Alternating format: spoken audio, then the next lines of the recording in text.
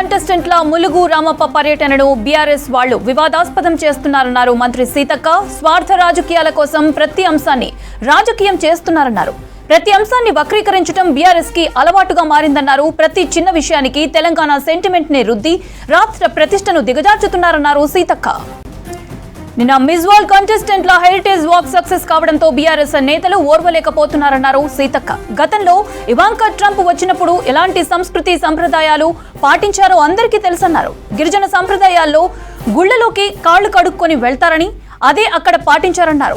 ఒక event management అమ్మాయి కంటెస్టెంట్ల కాళ్లకు నీళ్లు పోయటం తప్పన అని ప్రశ్నించారు. కొందరు నిస్సిగ్గుగా అబద్ధాలు ప్రచారం చేస్తున్నారన్నారు.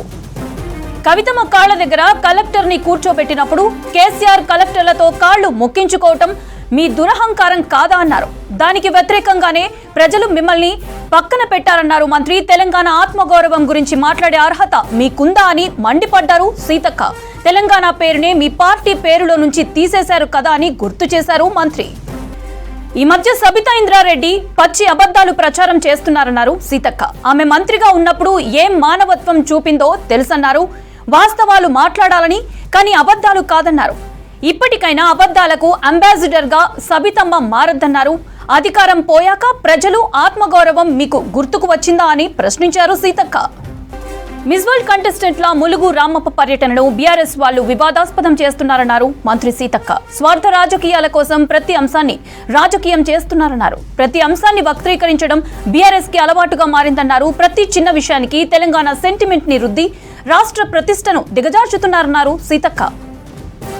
నిన్న మిస్ వరల్డ్ కంటెస్టెంట్ల హెరిటేజ్ వాక్ సక్సెస్ కావడంతో బీఆర్ఎస్ నేతలు ఓర్వలేకపోతున్నారని సీతక్క అన్నారు. గతంలో ఇవాంకా ట్రంప్ వచ్చినప్పుడు ఎలాంటి సంస్కృతి సంప్రదాయాలు పాటించారో అందరికీ తెలుసునన్నారు. గిరిజన సంప్రదాయంలో గుళ్లలోకి కాళ్లు కడుక్కొని వెళ్తారని అదే అక్కడ పాటించారన్నారు. ఒక ఈవెంట్ మేనేజ్మెంట్ అమ్మాయి కంటెస్టెంట్ల కాళ్లకు నీళ్లు పోయటం తప్ప అని ప్రశ్నించారు. కొందరు నిస్సిగ్గుగా అబద్ధాలు ప్రచారం చేస్తున్నారన్నారు. కవితమ్మ కాళ్ల దగ్గర కలెక్టర్ ని కూర్చోబెట్టినప్పుడు కేసీఆర్ కలెక్టర్ తో కాళ్లు మొక్కించుకోవటం మీ దురహంకారం కాదా అన్నారు. దానికి వ్యతిరేకంగానే ప్రజలు మిమ్మల్ని పక్కన పెట్టారన్నారు మంత్రి. తెలంగాణ ఆత్మగౌరవం గురించి మాట్లాడే అర్హత మీకుందా అని మండిపడ్డారు సీతక్క. తెలంగాణ పేరునే మీ పార్టీ పేరులో నుంచి తీసేశారు కదా అని గుర్తు చేశారు మంత్రి. ఈ మధ్య సబితా ఇంద్రారెడ్డి పచ్చి అబద్ధాలు ప్రచారం చేస్తున్నారన్నారు సీతక్క. ఆమె మంత్రిగా ఉన్నప్పుడు ఏం మానవత్వం చూపిందో తెలుసన్నారు. వాస్తవాలు మాట్లాడాలని, కానీ అబద్ధాలు కాదన్నారు.